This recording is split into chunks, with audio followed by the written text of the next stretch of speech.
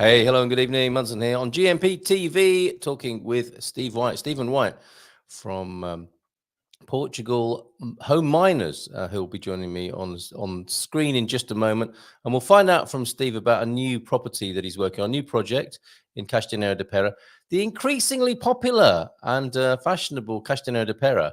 Although he might not thank me for saying that. Not yet, anyway, not until his property is completed. He'll be telling us all about that project over there. I'll be heading over there for their fabulous craft beer festival later this month. Fabulous place to be, to go and check out. Steve will tell us a little bit more about the location and obviously the building as well. And I believe he's in Portugal this evening, so he'll have an update from his part of the country on the horrible wildfire situation here in Portugal as well. So any questions you've got for Steve, do pop them into the chat this evening, or go take a look for yourself at Homeminers.com is the website for Steve. So let's bring him onto the screen now. Good evening to you, Steve. Hey, how's it going, brother? Pretty good. I mean, obviously, I think the pair of us are a little bit shocked by what we're seeing in front of us on the TV screens and on social media with the terrible fires that have been here in Portugal over the last, 36 hours or so. How is it where you are, and how are you? Right now I'm in Figueira de Foz, which is along the coastline in the Silver Coast, for anyone that doesn't know. Yesterday I was in was it yesterday? Yeah, yesterday I was in sorry, everything is just mixing together. Yes. Yesterday I was in Porto, and we were making our way down to Figueira de Foz. It took us about a drive that usually takes about an hour and a half. Took us about 5 hours and 45 minutes to get down here. Right. And this is when the roads are being closed off, people being diverted, being sent home and evacuated all over the place. Yeah. Unfortunately, we were on a strict timeline, and especially after being in the oil and gas and dealing with the fires in Canada, I kind of knew that waiting is never a good idea. So I decided to find alternative routes to get around it. We went down farm roads, dirt roads, cornfields, you name it, to get around, making sure that we were out of there. And I'm glad we did, because I think once we got to the hotel in Figueira, we found out that entire area was on fire. Good heavens. Wow. Pretty sobering, isn't it, at the moment? And you say you've got some experience, have you, from Canada? Yeah, so Canada, where I worked for about 10 years in central Alberta and northern Alberta, it's very common to get forest fires out there, because it's heavily, it's kind of like central Portugal. This is one of the reasons why I like being out here as well, too, is it's very similar. It has the same kind of environment where you have the mountainous regions, but the only thing you don't get back home in Canada and in central Canada is the beaches. You get the river beaches, but you're not 1 hour away from the beach. Well, that's a bonus. And you certainly are at the seaside tonight, aren't you, in Figueira de Foz, here on business in Portugal. And that business is revolving partly around the property that we're going to have a look at tonight. We have a chat every fortnight, of course. It's this is the Homeminers Property Investment Show, isn't it? Every other Tuesday evening at around this time, and we have a chat together and have a look at how things are going with you and your organization. So shall I bring onto the screen Exhibit A, if you like, tonight? Yeah, so today, I don't even know. Where should I start, Carl? Well, we've got this property that I'd like to have a look at tonight, if it's all right with you. The T4 in Castanheira de Pêra, where there seems to be a lot of attention. Maybe it's just me and the craft beer festival I'm going to at the end of the month. But Castanheira is an amazing little town, isn't it? We've talked a little bit about it before, and you're on the breakfast show talking about this property recently. Tell us more about it for the purposes of people who are tuned in specifically with an idea to invest, and see what you're doing in central Portugal. Yeah, so how we started out was we were looking for areas that are due for growth. So I specialize on research and development when it comes to the property investment side of things. So I help people find cash flow investment opportunities in which not only can they rent the property for a profit, but they can also sell it for a profit as well, too. So in the case of this property, we were able to purchase it at a low price. But it's got a complete revamp of the entire unit. The renovations we were aiming to have done last month, but it's just timings with August is when everything shuts down in Portugal. So it was difficult to get materials or making sure that, the people that are working with the contractor are at work as well too. So we kind of take that August month as a month of where everything shuts down. So everything is about a month and a half overdue, but it's due to complete towards the end of this month. Right. That's show business, though, isn't it? These things do happen, and I'm sure you've got contingency in place for such an eventuality. This is a huge place. The slide for the show this evening is that actual property, is it not? That we had advertising the show, your Pêra Palace, as I've called it. That's the building right there, with you standing in front of it by the magic of. Yes. So that's what it looks like when we first purchased it. Yeah. Now that outside stairs is enclosed, Yeah. I believe. I'm not too sure if you saw it. I believe I'm not too sure if it was in the Google Drive that I sent you. Yeah. But we've now enclosed the outside stairs to be the inside stairs. Oh, it was very actually good. separated into 2 apartments, in which we've now made it into a 3-story building. Oh, okay. So it's a huge building, isn't it? Just looking at the Yes. vital statistics here, 224 square meters, 10 rooms, 4 bedrooms, and 4 bathrooms. Because sometimes you Yeah. might think, oh, it's great, it's got a load of bedrooms, but not many bathrooms. This has got a bathroom for each bedroom. And is that the original plan, or is that how you're shaping it up?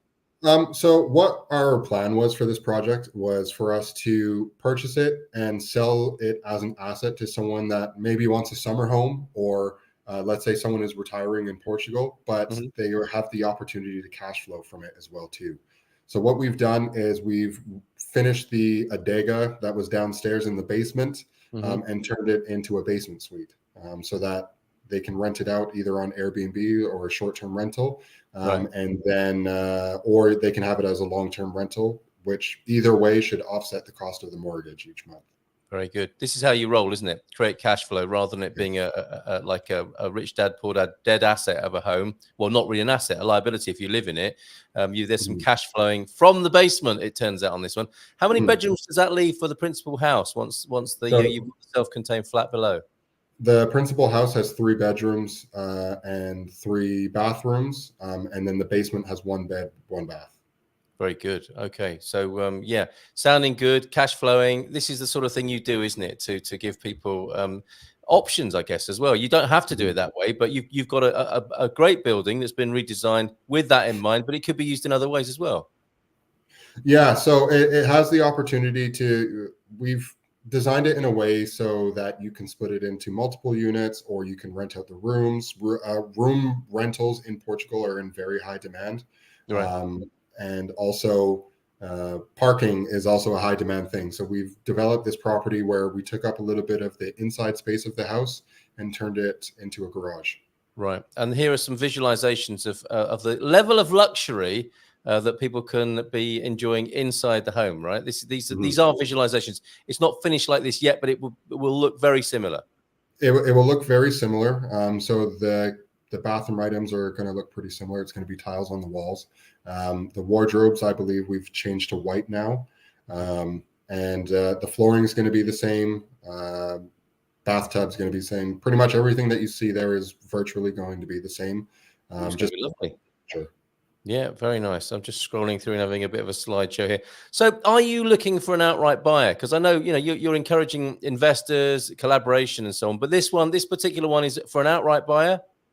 Yes. So, if we can find someone to purchase the property, it should be completed within the next 15 to 20 days. So now it's priced appropriately to anyone who wants to purchase the property. In which that they should maybe not cash flow positively, but offset the cost of their mortgage so that they can live financially free.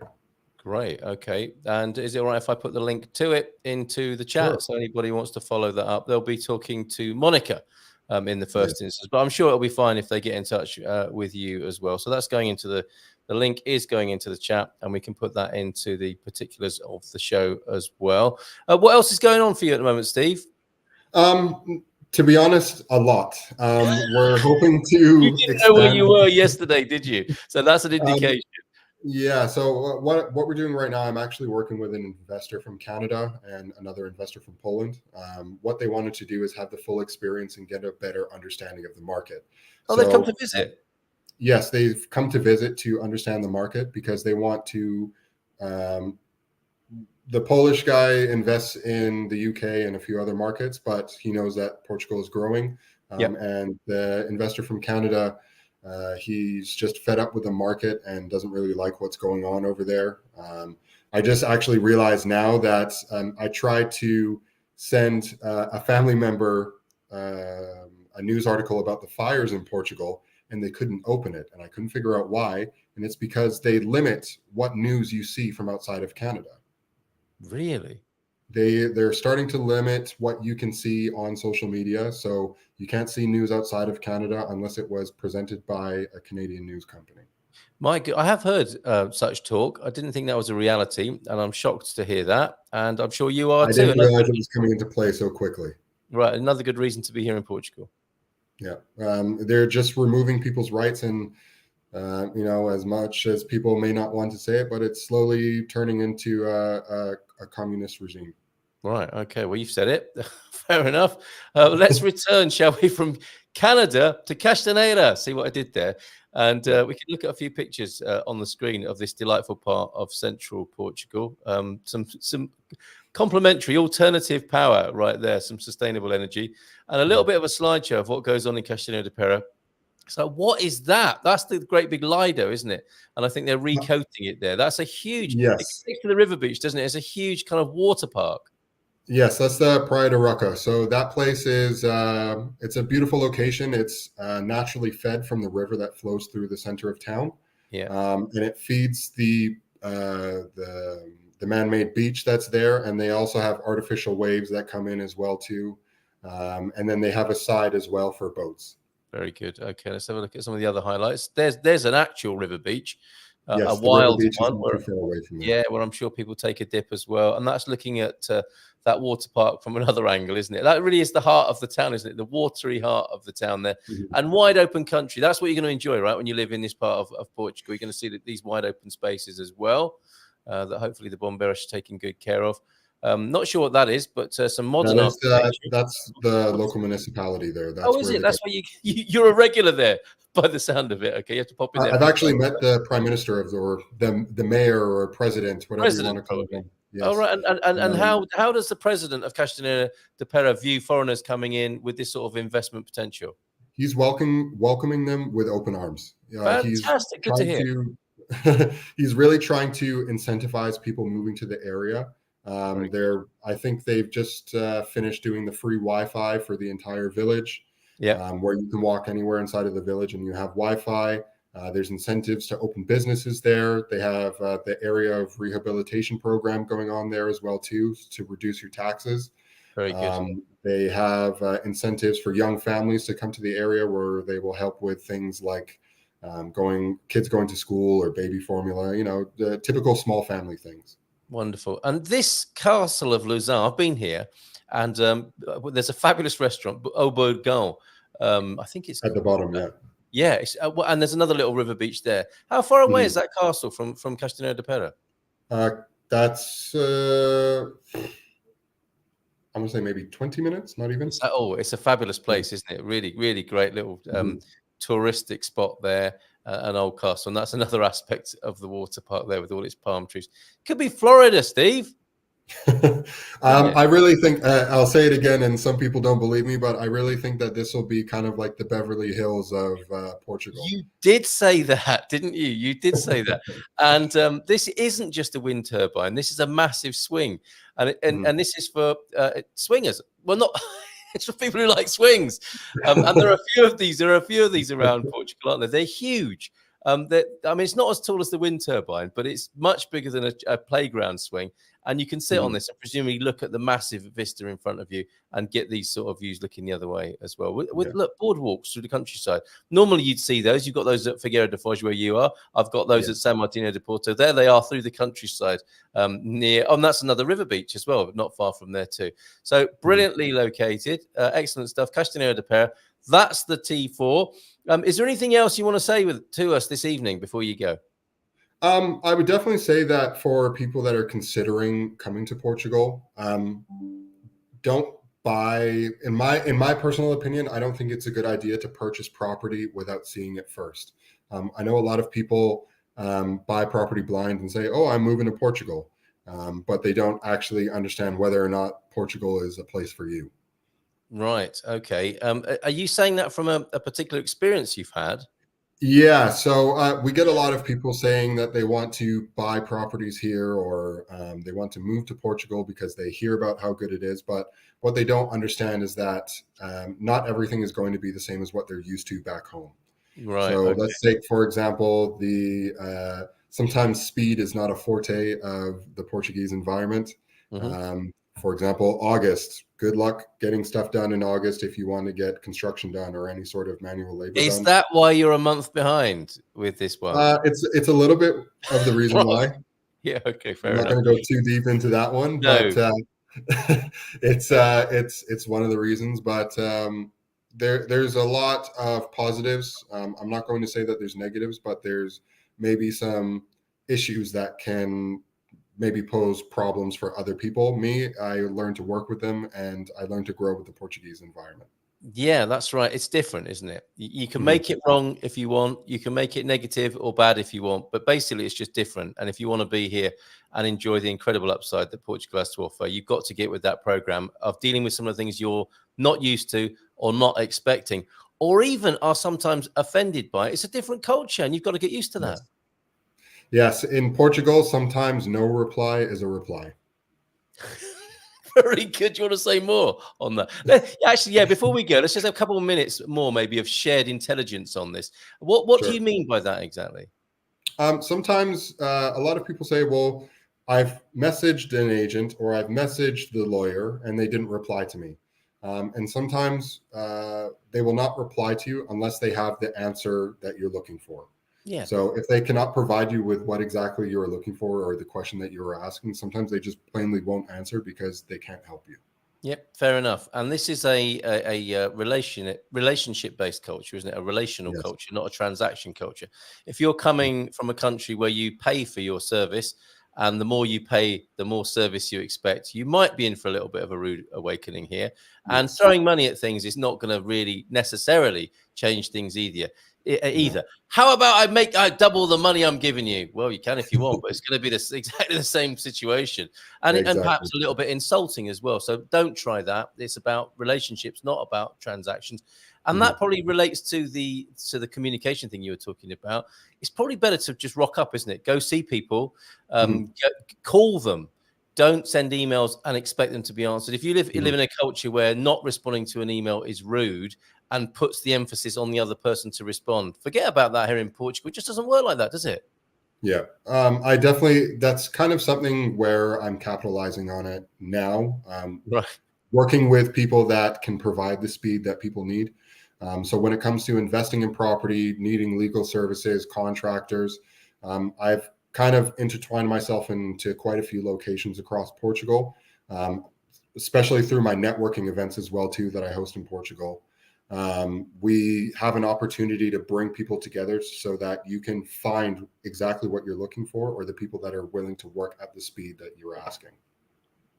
Right. And it was just a matter of researching and making that happen, as it sounds like you've done. When is the next of these networking events, Steve? The next one is on October 25th, and it's going to be in Figueira da Foz. Very good. Okay. So, yeah, that's going to be an interesting weekend. I mean, it's worth people flying over, isn't it? To maybe come and see some of your projects and come along and meet people, actually meet people. Like you say, don't just buy somewhere here. Come and find out for yourself if this is going to work for you, this culture in this country. 100%. For the people that live in the UK, Portugal it's literally cheaper to fly to Portugal between September and about April. You Yeah. can fly to Portugal less than what it costs to take a train from London to Birmingham or from London to Newcastle. It's incredible. Literally cheaper to do that. Yeah. Yeah. Sometimes I can get a flight and rental car for under £200. And even in October, you might experience some lovely weather. You might not, Yes. but it's possible. You know that you can have a what's called a San Martino to summer here, which is Mhm. still summery in November. So it might be, if you get one of those this year, that you'll be in Figueira da Foz having a fantastic time, as well as finding out more about what Steve's doing over here in Portugal. So last word to you then, Steve. I would just like to say, because I've had a few people reach out to me, I do help with finding your property in Portugal or finding your next investment in Portugal, just send me an email or send me a message on WhatsApp, or whatever is easiest for you, and I will reply as soon as I can. All right. But investing in Portugal, you have to really consider the long-term aspect of things. Out here, we're seeing rental yields of 8% and above. Good luck trying to do that in the UK. They're also offering mortgages. If you know someone under the age of 35 that would like to get started in the property market, we will be going over this in my event on the 25th of October. If you're under the age of 35, you can obtain a 100% mortgage. It's a nice offer, though, isn't it, from the Portuguese government? Yes, right, and it's for foreign and locals. Right, very good. I've got a number ending in 41. Is that your WhatsApp number that I can share with people on the screen? Maybe I will post it in the private chat for you there. Why don't you do that so that we don't have all and sundry ringing you up for the rest of the evening and eternity? Yeah, if you can give me that, and I'll just leave that on the screen for a little while for anybody who might need that. So that's your Portuguese number for WhatsApp then. Okay, great. Yeah. Fantastic. Let me just make sure that is there for everybody to be able to get in touch with you. WhatsApp is a preferred platform over here in Portugal, isn't it? It seems to be what a lot of Portuguese professionals like, because it's free for one thing, and it's been massively adopted by the Portuguese. So here we go. The number to call to get in touch with Steve, you can go through the website address that you can see on the screen there, and you can also dial or WhatsApp text 351 912 351 is the Portugal code, 912 868 319. Steve, always great talking to you. Have a safe time here in Portugal this time, and a good time as well. Yes, I'm actually going to bumper carts right after this, so I'm happy. Do you want to explain why, or should we just leave that as a bit of a mystery? How it is? There's a carnival in Figueira da Foz where it's just open most evenings. I'm not too sure when it ends. I thought it was done already. Do you know what? No way. That won't be over until midnight tonight, maybe 1 o'clock, and that's when the music will start at midnight over there in Figueira da Foz. And I really feel sorry for the teenagers who are turning up at the fairground now, thinking they're going to be bumping into smaller children and women in bumper cars, because Steve Whyte is about to turn up, and I think you're going to be working off a little bit of stress, aren't you, from the journey yesterday? Exactly. So Donkey Kong is going to go bump some cars. Okay, all right. Take care, Steve. Ciao. Bye for now. See you. Bye.